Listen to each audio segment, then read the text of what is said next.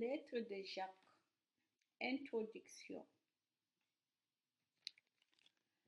La lettre de Jacques a la forme d'un discours.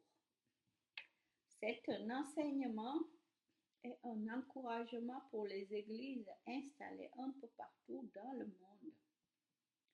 Les communautés à qui l'auteur écrit sont sans doute composées de chrétiens d'origine juive. Ceux-ci vivent en contact avec la culture grecque qui domine dans l'Empire romain. La lettre de Jacques propose aux chrétiens une sagesse, c'est-à-dire une manière de conduire leur vie en accord avec leur foi.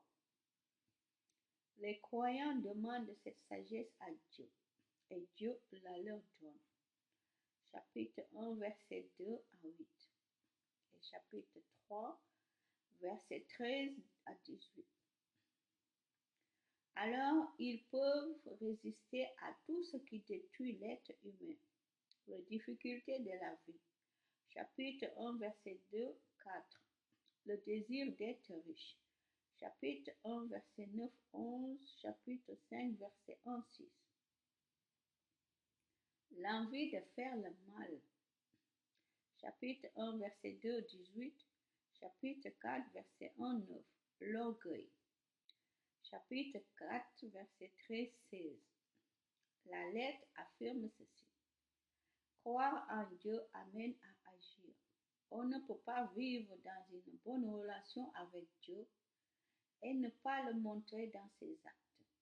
Chapitre 2, verset 14 à 26. Agir, c'est être responsable de soi-même en résistant au mal. C'est aussi être responsable des autres, prendre soin de ceux qui sont dans le besoin, ne pas juger les autres ni se placer au-dessus d'eux, contrôler ses paroles. Voir chapitre 3, verset 1, 12. L'auteur écrit à des gens qui sont sans doute L'auteur écrit à des gens qui sont sans doute L'auteur écrit à des gens qui sans doute ne sont pas riches. Voir chapitre 2, verset 6. Mais la richesse les attire et ils ont envie de la posséder. La lettre leur demande de ne pas mépriser les pauvres à cause de leur pauvreté. Chapitre 2, 1, 13.